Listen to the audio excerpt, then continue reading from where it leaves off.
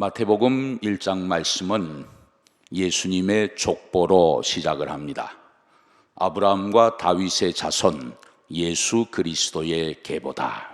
그러면서 마태복음 1장 12절에 보면 바벨론으로 사로잡혀간 후에 여고냐는 스알디엘을 낳고 스알디엘은 스룹바벨을 낳았다고 기록하고 있습니다. 여기 바벨론으로 사로잡혀간 후에 무슨 말일까요? 나라가 멸망한 후에 그런 말이죠. 여기 등장하는 여고냐는 누굴까요? 바벨론 느부갓네살 왕이 유다 예루살렘을 두 번째 침공했을 때 바벨론의 포로로 끌려갔던 유다 나라의 왕 여호야긴 왕을 말합니다. 이 왕이 8살의 어린 나이에 왕위에 올랐습니다. 그가 겨우 100일 동안 나라를 다스렸습니다. 그리고 그 해에 바벨론의 침공을 받아서 바벨론으로 끌려가게 되죠. 그 후 무려 37년 동안이나 바벨론에서 감옥 생활을 한 후 45살의 나이에 풀려납니다. 그런 절망적인 상황 속에서도 이 여고냐 왕은 자식을 낳았습니다. 스알디엘을 낳았고, 그리고 그 스알디엘은 스룹바벨을 낳았습니다. 전혀 희망을 찾을 수 없는 상황 속에서도 포기하지 않고 끈질기게 자식을 낳아서 믿음의 대를 이어나가는 그런 아름다운 모습을 볼 수가 있습니다. 그래서 어떤 결과가 일어났을까요? 이스라엘 유다 백성들이 바벨론에서 70년간의 포로 생활을 잘 마치고 고국 유다 예루살렘으로 돌아갈 때 이 스룹바벨이 유다 백성들의 총독이 되어서 백성들을 인솔해서 유다 예루살렘으로 돌아가게 되죠. 그리고 그 스룹바벨을 중심으로 무너진 성전을 재건하는 놀라운 하나님의 역사를 이루게 된 것입니다. 하나님의 언약의 말씀을 이루기 위해 우리가 끝까지 포기하지 않고 믿음의 대를 잘 이어나가는 것이 얼마나 중요한가 하는 것을 이 스룹바벨의 역사를 통해서 다시 한번 확인할 수가 있습니다. 마태복음 5장, 6장, 7장의 말씀은 우리 삶 속에서 실제적인 지침을 삼을 수 있는 귀한 교훈의 말씀이 기록되어 있습니다. 예수님께서 산에서 제자들에게 말씀하셨다고 해서 마태복음 5장, 6장, 7장 말씀을 산상수훈이다 그렇게 표현을 합니다. 그 말씀 중에 마태복음 7장 13절 14절에 보면 이런 말씀이 기록되어 있습니다. 좁은 문으로 들어가라. 멸망으로 인도하는 문은 크고 그 길이 넓어 그리로 들어가는 자가 많고 생명으로 인도하는 문은 좁고 길이 협착하여 찾는 자가 적음이라 말씀했습니다.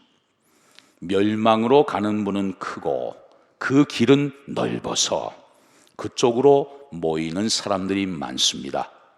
반면에 생명으로 인도하는 문은 작고 그 길은 좁아서 모이는 사람들이 적다고 말씀했습니다. 오늘날에도 마찬가지 아닙니까? 진리의 길로 들어오는 사람들은 너무나 적습니다. 우리 그리스도인들의 숫자가 점점 줄어들고 있는 것이 그 이해라고 말할 수 있겠습니다. 오늘 본문 마태복음 13장 말씀을 보면 예수님께서 천국에 대해서 많이 말씀해 주셨습니다. 천국은 마치 이와 같다고 하시면서 여러 가지 비유로 천국을 설명해 주셨습니다. 그 중에 아주 짧은 비유가 하나 있는데 그것이 오늘 본문의 누룩 비유이죠. 본문 33절을 보시죠. 또 비유로 말씀하시되 천국은 마치 여자가 가루 서말 속에 갖다 넣어 전부 부풀게 한 누룩과 같으니라. 이 누룩의 비유야말로 오늘날과 같은 혼란스러운 시대에 우리 그리스도인들이 꼭 유념해야 하는 기가 막힌 비유의 말씀이 아닐 수 없습니다. 천국은 어떤 것인가? 한 여인이 가루 서말 속에 가져다 넣은 누룩과 같다. 여기 두 가지가 등장합니다. 하나는 가루 서말, 또 하나는 누룩입니다. 가루 서말은 대략 22리터 정도의 양입니다. 아주 많은 양이에요. 그런데 거기다가 가져다 넣은 누룩은 아주 소량의 적은 양입니다. 이것은 큰 것과 작은 것, 많은 것과 적은 것에 큰 대조를 보여주고 있습니다. 진정한 그리스도인은 소수라고 했습니다. 그러면 가루 서말과 누룩 중에서 참 그리스도인은 어디에 속할까요? 가루 서말이 아니고 누룩이겠죠. 우리 그리스도인들은 누룩이고 가루 서말은 이 세상을 가리킵니다. 가루 서말과 같은 이 세상이 워낙 커 보이고 많아 보이기 때문에 그 속에 있는 누룩과 같은 우리 그리스도인들은 흔적도 없어 보입니다. 이 누룩을 가루 서말 속에 가져다 넣었더니 아예 보이지도 않습니다. 세상이 그리스도인들을 다 집어삼켜서 그리스도인들은 아예 존재감도 없어 보입니다. 세상이 자기들 마음대로 다 해버리는 것 같습니다. 그런데 이렇게 가루 서말 속에 적은 누룩을 집어넣고 반죽을 해서 놔두었더니 시간이 한참 지난 후에 보니까 누룩으로 인해서 가루 서말이 확 부풀어 올랐다는 거예요. 당연히 가루 서말이 적은 누룩을 집어삼킬 줄 알았는데 그게 아니고 누룩이 큰 가루 서말을 통째로 변화시켰다는 것입니다. 이 얼마나 멋진 예수님의 비유입니까? 예수님께서 우리 그리스도인들에게 말씀하십니다. 너희는 세상에서 소수다. 대한민국에서 소수에 불과하다. 그러나 포기하지 않고 힘든 인생의 삶을 믿음으로 잘 견뎌내고 믿음의 고리를 다음 세대에 잘 이어가게 되면 너희가 비록 숫자는 적지만 마침내 세상을 변화시키는 날이 반드시 오게 될 것이다. 할렐루야. 하버드 대학에서 역사학으로 박사학위를 받고 옥스퍼드 대학에서 교회사를 가르쳤던 앨런 크라이더 교수의 책이 4년 전에 출판됐습니다. 제목은 초기 교회. 이 초기 교회는 로마 시대 때의 교회를 말하죠. 초기 교회와 인내의 발효라는 제목의 책입니다.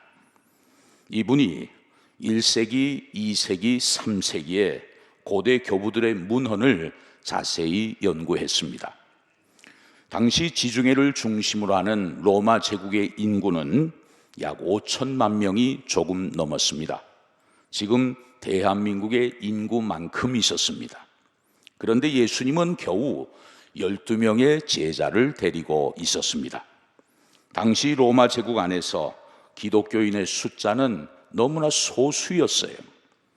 그런데 세월이 흘러 몇백 년 지났더니 로마 제국이 그리스도 앞에 무릎을 꿇었습니다. 그리고 로마 제국 전역에 기독교 인구가 쫙 퍼져나갔습니다. 어떻게 이것이 가능했을까? 이분이 오랫동안 연구를 계속했습니다. 우리는 상식적으로 이런 생각을 해볼 수도 있겠습니다. 예수님이 지상명령으로 땅끝까지 이르러 내 증인이 되라고 명령하셨고, 그래서 초기 기독교인들이 열심히 복음을 전했기 때문에 로마 전역으로 기독교가 퍼져나갔을 것이다. 그렇게 생각할 수도 있겠습니다. 그런데 이분이 연구를 통해 얻은 해답은 그것이 아니었습니다. 초기 교회 지도자들은 문서를 많이 남겼죠. 그 문서들을 살펴보니까 복음을 열심히 전도하라고 쓰여져 있는 문서는 거의 없다고 얘기합니다. 전도를 그 당시에는 전혀 강조하지 않았다는 거예요. 그 시대적인 정황을 생각해 보면 충분히 이해할 수 있는 대목입니다.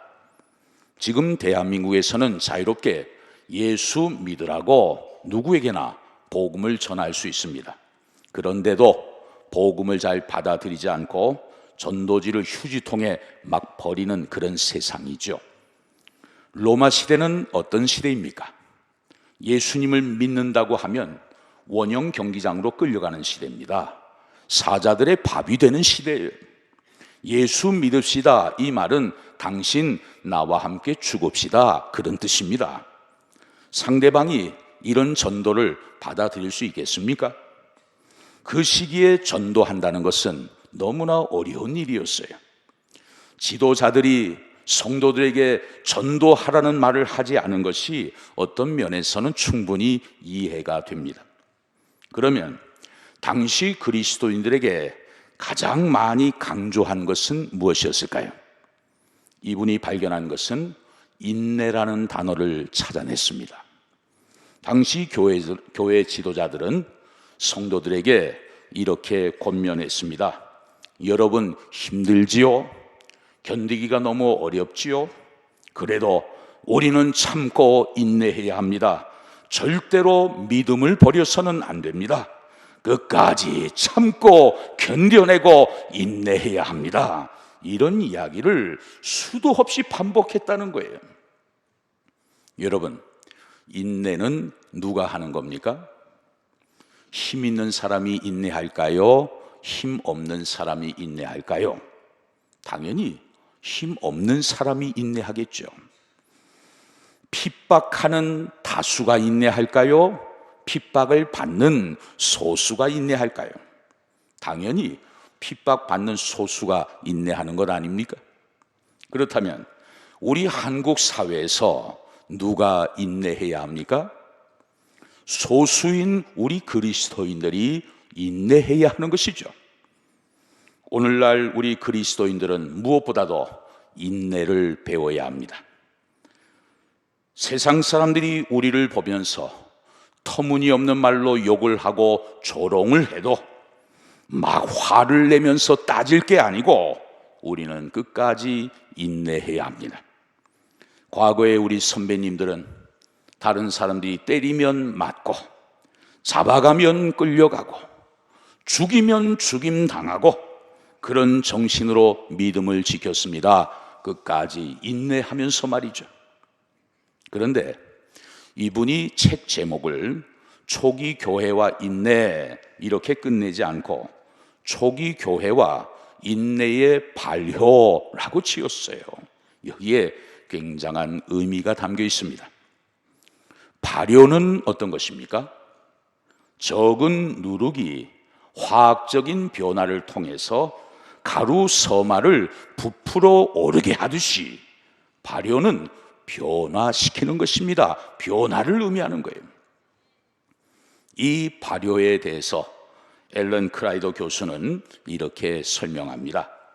초기 교회 성도들은 각자의 삶의 자리에서 어떤 사람은 주인으로, 어떤 사람은 종으로, 또 어떤 사람은 장사하면서 각자의 직업에 종사하면서 믿을 만한 사람 만나면 땅 바닥에 물고기 그림을 그려서 자기가 기독교인임을 알리고 그러다가 붙들리면 끌려가고 죽기도 했다.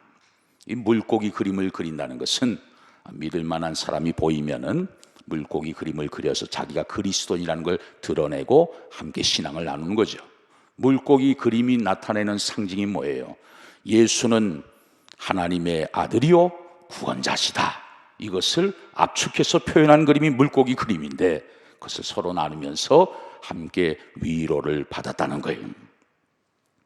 초기 교회 성도들이 어떤 모습으로 살았는지를 우리에게 잘 보여주고 있습니다. 비굴하게 믿음을 포기하지 않았다는 것입니다. 어떤 상황 속에서도 삶을 통해 그리스도인다움을 드러냈다는 것입니다. 전해지는 두 가지 이야기가 참 흥미롭습니다. 그 당시 로마 제국은 기독교를 많이 핍박했습니다. 그런데 로마 황제는 이런 탄식을 했습니다. 왜 우리 로마에는 이렇게 굶어 죽는 사람이 많은 것이지? 그런데 왜 기독교인들 중에는 굶어 죽는 사람이 없지? 그랬더니 신하들이 대답합니다. 폐하, 기독교인들은 굶어 죽는 사람들이 생기지 않도록 자기들끼리 서로 나눠주고 서로 나눠 먹기 때문에 저들은 굶어 죽는 사람이 없습니다. 그 말을 듣고 황제가 이런 말을 합니다. 왜 우리 로마 사람들은 그걸 못하는 걸까? 왜 우리는 나눠 먹는 것을 못하는 거지? 믿음 없으면 절대로 그렇게 할 수 없는 거죠. 초기 기독교인들은 너무나 가난하고 삶이 힘들고 어려웠지만 주님의 말씀을 실천하면서 같이 나눠 먹고 서로 돌봐주고 때로는 자기가 안 먹고 상대방을 먹이면서 생활을 했습니다. 그런 모습으로 그리스도인다움을 사람들에게 드러내 보여준 것입니다. 또 한 가지 흥미로운 점은 초기 기독교인들은 경건한 삶을 사람들로부터 인정받았다는 것입니다. 로마 제국이 얼마나 성적으로 타락했는지는 여러분들이 잘 아실 것입니다. 18세기 최대의 역사가로 불리는 영국의 에드워드 기번이 쓴 로마 제국 쇠망사라는 책에서 로마의 멸망 원인이 성적 타락 때문이라고 정확히 진단을 했어요. 그 정도로 로마 제국은 도덕적으로 윤리적으로 부패한 나라였습니다.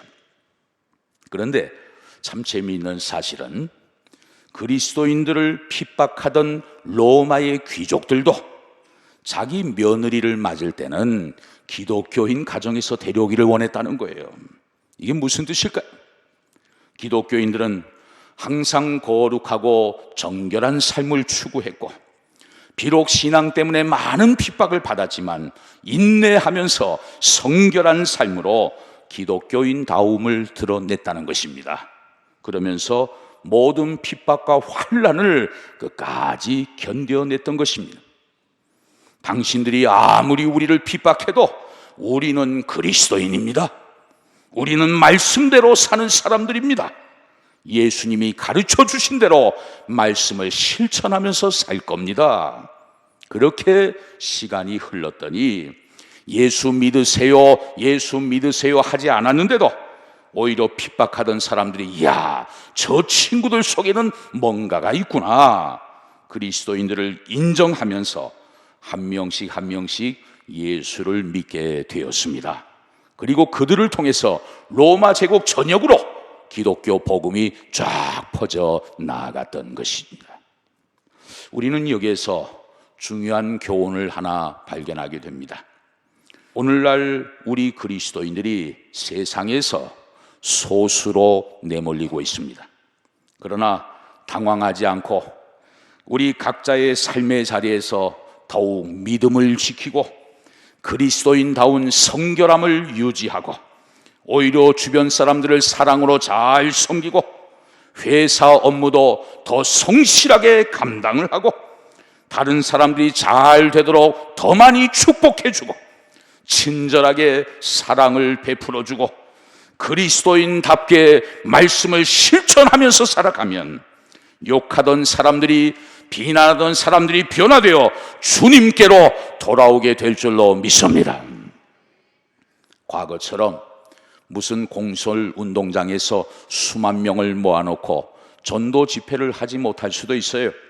그러나 우리 각자가 정말 그리스도인답게 살아갈 때 삶의 자리에서 보이지 않는 혁명이 일어나서 한 명씩 한 명씩 그리스도께로 돌아오는 역사가 반드시 일어나게 될 줄로 믿습니다. 이 앨런 크라이더 교수가 또 재미있는 얘기를 하나 했습니다.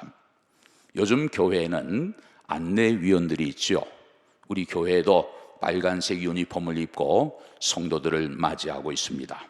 뭐라고 인사합니까? 어서 오세요. 환영합니다. 잘 오셨습니다. 바깥에서 안으로 모셔드리는 안내위원입니다. 그런데 그 당시 초대 교회에도 문지기가 있었습니다. 일종의 안내위원이죠.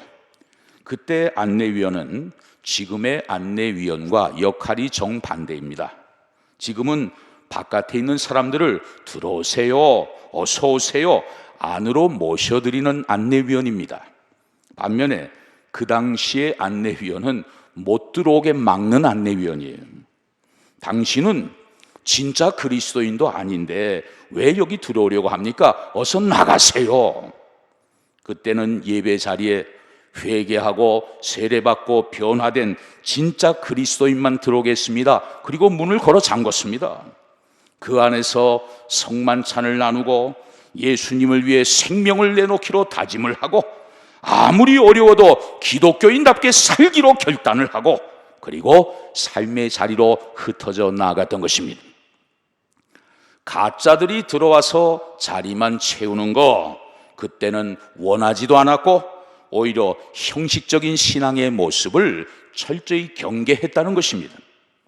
비록 진짜는 소수였지만 그 소수의 누룩이 승리를 하고 마침내 거대한 세상을 변화시켜 나갔다는 것을 우리가 확인할 수가 있습니다. 여러분, 한국교회는 지난 수십 년 동안 많은 변천의 과정을 겪어왔습니다.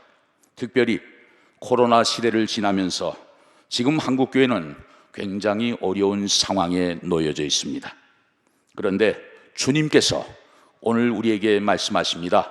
첫 번째로, 너희가 지금 소수인 것에 너무 당황하지 말아라. 원래 너희는 소수였다. 두 번째, 믿음의 다음 세대를 이어나가는 것이 중요하다. 여고냐가 스알디엘을 낳고 스알디엘이 스룹바벨을 낳은 것처럼 너희도 포기하지 말고 끝까지 다음 세대를 살려야 된다. 세 번째, 언제나 거룩하고 성결한 삶을 추구해야 한다. 가루 서말 속에 들어있는 적은 누룩처럼 겉으로 볼 때는 보잘것없어 보이지만 삶의 자리에서 더 철저하게 그리스도인다운 삶을 살아가면 마침내 인정을 받고 결국 승리를 얻게 될 것이다. 성령님께서 도와주실 것이다. 끝까지 힘을 내라 성도들이여. 할렐루야.